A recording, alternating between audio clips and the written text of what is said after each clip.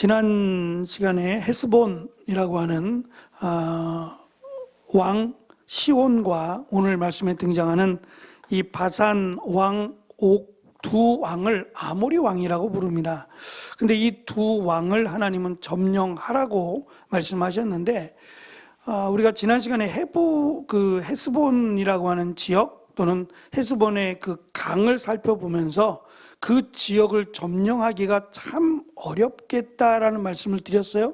더군다나 이 헤스본이라고 하는 지역은 높이 올라가서 성을 쌓은 지역이기 때문에 전쟁에도 상당히 유리한 고지에 있는, 그래서 이스라엘 백성들이 그들과 전쟁에서 이긴다라고 장담할 수 없는, 어쩌면 하나님이 함께하지 않으신다면 뭐 백전백패할 수밖에 없는 그 상대였는데, 그들을 이길 수 있었던 것은 지난 시간에 분명하게 드러내 밝혔듯이 하나님이 그들과 함께 하심으로, 또 하나님이 그들에게 너희에게 넘겨주겠다 하신 약속대로 이긴 것이지 이스라엘 백성들의 전투력이나 그들의 힘으로 이긴 것은 아니다라는 것을 말씀을 드렸고, 이 과학의 문명의 도움을 받아서 우리가 직접 가보진 않았지만 헤스본이라고 하는 지역도 영상으로 살펴볼 수 있었습니다. 오늘은 이 바산이라고 하는 지역인데요. 바산은 그러니까 12지파가 땅을 차지하기 전의 모습이에요. 이 루벤 반지파, 그러니까 사해바다의 오른쪽 부분입니다. 오른쪽 부분 위쪽에 르우벤 땅이에요.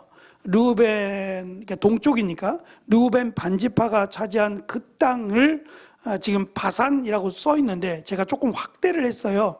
길게 나와 있는 이 바다처럼 보이는 곳이 사해바다고, 위쪽으로 조금 올라가서 작죠. 저 작은 부분이 갈릴리 호수예요. 그 갈릴리 호수 약간 위쪽으로 제가 동그라미 표시를 해놨는데 저기가 바산입니다. 이 바산이라고 하는 곳은 지금 이거 인공위성으로 본 거예요. 지금으로부터 약 5100년 전의 흔적이라고 해요. 고고학적인 이 도움을 좀 받으면 이때가 약 5100년, 그러니까 예수님이 오시기 5100년이니까 지금으로 계산하면 약 7000년 정도 됐다는 얘기죠. 그 7000년 전의 잔해라는 거예요. 근데 저기가 지금 바산왕 옥이라고 하는 그 왕이 다스리던 바산 왕국이라고 이해하시면 되고, 저 안에 성읍이 60개가 있었다라고 성경이 말씀하잖아요. 그러니까 저 지형 자체를 좀 보시면 원의 가장 긴 지름이 155m. 우리가 지난번에 여리고성을 살필 때 여리고성의 길이가 생각보다 상당히 짧았죠. 100m로 계산하면. 근데 그때 인구에 비례해서 그런 거예요. 그러니까 이때도 인구가 그렇게 많지 않았어요. 성은 60개라고 하는데 그 작은 성들이 이렇게 모여서 군락을 이룬 것이고, 그 길이로 따지면 긴 지름으로 봤을 때는 155m고 높이는 약 2.5m였을 것이다 라고 추정을 합니다. 상황을 보고 설명하는 것이고, 두께, 그 성의 두께가 3.2m 정도가 되었을 것이다 라고 하는 고고학적인 설명입니다. 내용을 잠깐 보시면서 그 다음 영상을 좀 보겠습니다. 헤스본 왕인 시온을 정복한 후에 북쪽으로 올라가서 바산이라고 하는 나라의 옥 왕으로 갑니다. 하나님이 이것을 정복하라고 하셨고, 바산은 갈릴리 호수 동쪽과 남쪽으로는 야르묵강, 북쪽으로, 위쪽은 사진에는 보이지 않지만 위쪽으로 조금 더 올라가면 헤르몬산, 헐몬산이라고 부르는 높은 산이 있습니다. 여기까지가 바산 왕국의 땅이에요. 그러니까 굉장히 좋은 지형을 갖고 있었다는 이야기는 이들이 강한 나라였다라는 걸 알 수 있고, 신명기 32장 14절의 말씀을 보면 각종 좋은 것들을 소개하면서 소젖과 양젖, 기름진 어린 양과 염소, 그리고 바산의 양과 염소, 그리고 가장 좋은 밀을 붉은 포도로 빚은 포도주와 함께 마시게 하였다라는 설명에서 이 바산의 양, 바산의 염소가 아주 기름지고 아주 생산품이 질이 좋은 이런 설명을 하는 것으로 봤을 때 이 지역 자체가 약간 위쪽으로 보이는 지형이긴 하지만 굉장히 비옥하고 그리고 이 평야와 같이 아주 풍요로운 지역이었다라는 것을 알 수 있습니다. 참나무가 울창하게 우거진 산들로 둘러싸여 있고 땅이 평평하여 가축들을 먹이는데 이상적이었던 곳이어서 매우 좋은 소들이 생산되었다라고 성경은 여기저기서 말씀을 합니다. 바산은 옥이라는 왕이 지배하고 있었고 이스라엘이 침략한다는 소식을 듣고 옥이 군대를 데리고 올라갑니다. 사진을 좀 잠깐 다시 보시면 오른쪽에 있는 조금 확대된 사진에서 에드레이라고 되어 있는 이 부분에서 바산왕 옥이 거기까지 내려온 겁니다. 전쟁을 치르기 위해서 내려왔고 거기서 옥과 싸워서 이기게 되는 그런 모습을 알 수 있습니다. 그들의 군대가 어땠느냐, 또 그들의 군사력이 어땠느냐는 전혀 밝히지 않아요. 왜냐하면 그게 중요하지 않기 때문이에요. 앞에 있는 헤스본 왕 시온과 싸워서 이길 때와 동일하게 어린아이까지 다 쳐서 죽입니다. 거기에 사는 모든 이 바산에 있는 이 사람들은 다 죽어요. 그리고 거기에 성읍과 그들이 사용했던 짐승들이나 이런 것들은 다 차지하게 됩니다. 똑같이 헤스본 왕에게 했던 것처럼 바산 왕에게도 백성은 모두 진멸하고 짐승들과 성읍은 차지하게 됩니다. 이때 차지한 성읍이 60개였다라고 소개를 하고 있고요. 이 성읍들은 높은 성벽과 성문과 빗장으로 아까 우리가 사진에서 본 것처럼 약 2m 50, 2m 30이었나요? 2m 5cm, 2.5m. 근데 그때 당시에 키가 보통 평균 키가 150이라고 했으니까 지금 우리가 볼 땐 높지 않을 수 있는데 평균 키가 보통 150이라고 따지면 2m 50 정도의 높이는 상당히 높은 거죠. 1m 이상이 높으니까 높다라고 했던 것 같습니다. 이렇게 해서 이스라엘이 옥과 시온의 두 아모리 왕에게 빼앗은 땅은 남쪽으로는 아르논 강에서부터 북쪽으로는 헐몬산, 헤르몬산까지 이르는 상당한 규모의 땅을 차지하게 되고 이 두 기점을 직선거리로 밑에 있는 헤스본에서 바산의 끝까지를 계산하면 약 225km래요. 이게 대단하다고 생각할 수밖에 없는 게 지금 그 이스라엘 땅 자체가 강원도 땅밖에 안 된단 말이죠. 강원도 땅밖에 안 돼요. 이스라엘의 땅 자체가. 그러니까 지금 이스라엘의 땅을 넘어선 거예요. 이때는 이스라엘 땅을 넘어서서 여기서 강원도 서울이니까 강원도에서 강원도까지 가는데 225km가 안 나오죠. 안 나오죠. 여기서부터 가야 그 정도가 나오지 않나요? 여기서부터 속초까지 가면 그 정도 나오지 않을까요? 250km나 이 정도? 다 모르시는 거죠? 그럼 하여튼 그 정도.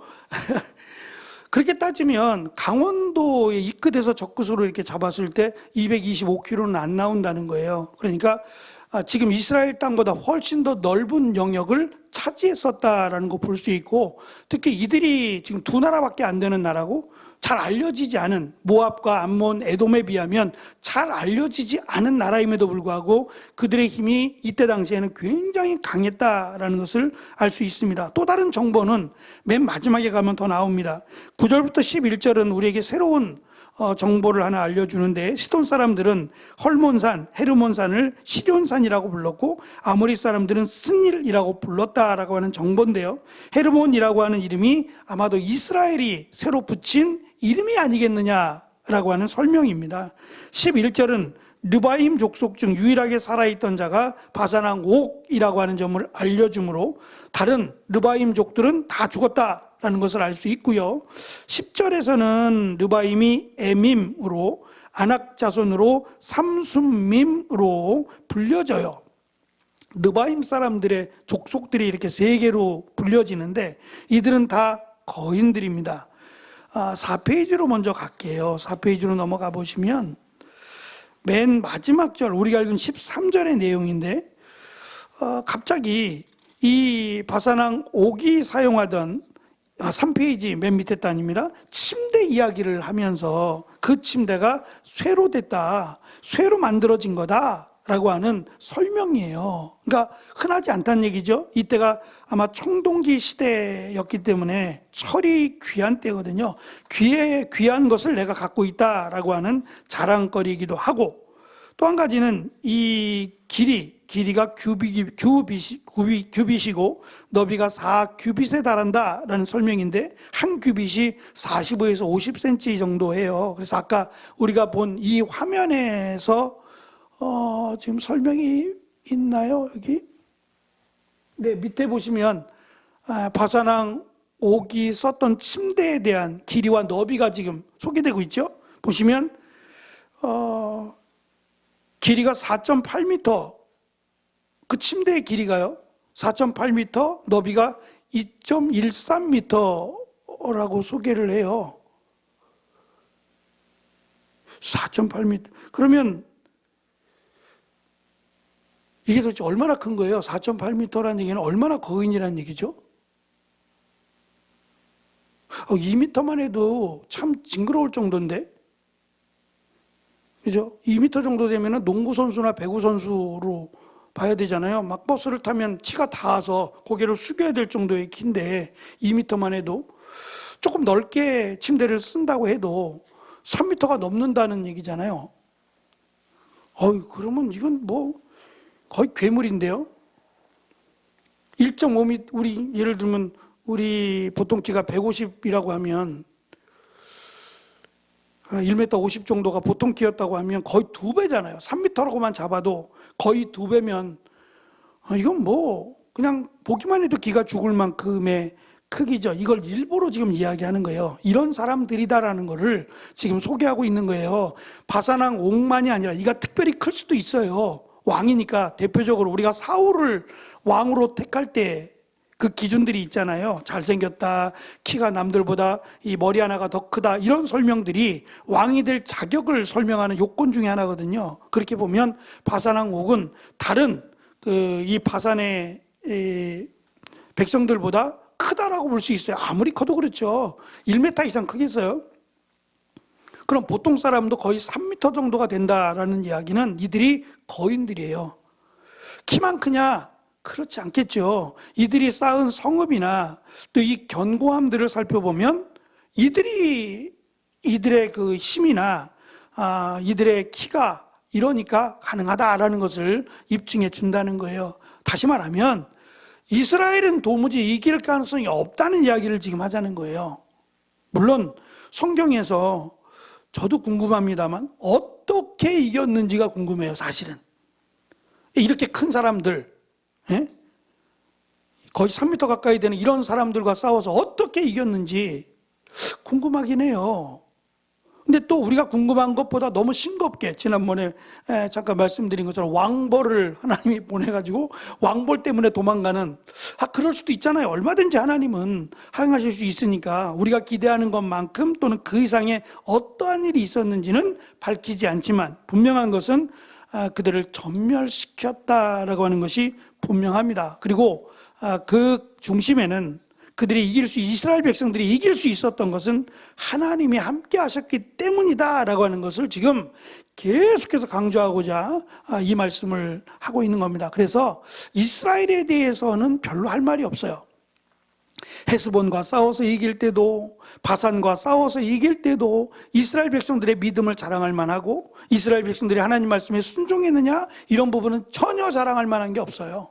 오히려 반대로 그들을 정말 이길 수 없다라고 하는, 헤스본이라고 하는 지형이나 그들이 살고 있는 위치나 또 지금 우리가 살펴보는 바산이라고 하는 바산에 살고 있는 그 사람들, 국민들이나 바산왕 옥이나, 이들은 정말 싸워서는 이길 수 없는 그런 사람들이다라는 것을 지금 분명하게 말하고자 함이에요. 그럼에도 이겼다. 왜냐? 하나님이 약속하셨고 하나님이 이스라엘과 함께 하겠다라고 말씀하셨기 때문이다라는 것을 지금 우리에게 강조하기 위함이지, 이 안에 이스라엘 백성들의 믿음을 강조하고 있지는 않다는 점이 우리가 좀 눈여겨봐야 될 말씀이에요. 지금 보여드릴 영상은 우리나라에 있는 교회에서 좀 계속 이 영상을 만드는 것 같아요. 성지순례를 가고 싶어도 못 가시는 분들, 이스라엘이 전쟁이 많으니까 지금도 못 가잖아요. 그런 분들을 위해서 수고스럽지만 영상을 작업을 했고, 또 이게 드론이라고 하는 기계를, 사람이 이렇게 비행기 타고 움직이는 건 불가능하니까 드론이라는 기계를 통해서 영상을 찍었어요. 굉장히 선명하고 깨끗하게 잘 찍어서 우리에겐 참 성경을 이렇게 알아가는 일에 참 많은 도움이 되는 것 같아요. 한번 한 5분 분량이 되는데, 이 지금 이름이 루줌 엘 하리랍니다. 바산이라고 하는 이름은 성경에 나온 이름이고 지금 이 지역의 이름은 그렇대요. 여기에 대한 영상을 잠깐 보겠습니다.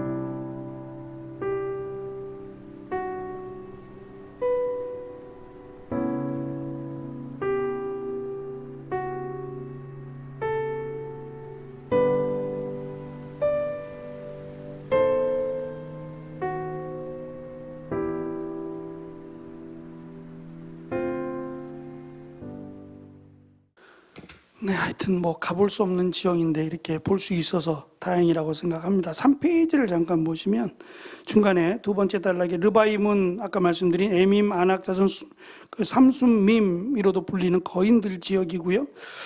이들과 옥이 마지막 르바임이었다는 점을 강조하는 것은 이미 이들과의 싸움을 시작하셨다는 점을 강조하기 위함이고, 앞으로 이스라엘은 요단강 서편에서도 아낙 자손들을 만납니다.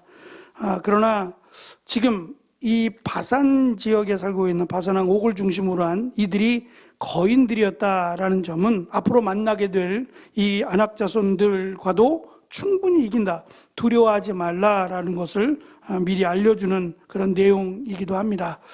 제가 마지막에 그런 내용을 썼어요. 4페이지 세 번째 단락 보시면 그렇게 자랑하는 철침대, 철로 만든 침대가 얼마나 좋고 평안했겠어요. 그러나 이스라엘과의 전쟁으로 그 침대는 그렇게 호화롭고 자랑할 만한 그 대단한 침대가 주인을 잃고 비어있는 침대가 되어버리고 다시는 눕지 못할 침대가 될 수밖에 없는, 그것을 옥이 상상이나 했겠어요? 누가 우리와 싸우겠는가라고 생각하지 않았겠냔 말이에요. 그런데 하나님은 그들을 넉넉하게 이기게 하셨다라는, 그래서 너무 쉽게 이야기하잖아요. 그래서 뭐 헤스본과 싸워 이겼다, 바산과 싸워 이겼다, 너무도 쉽게 이야기하지만 우리가 살펴보는 영상만으로도 이게 어떻게 가능하지?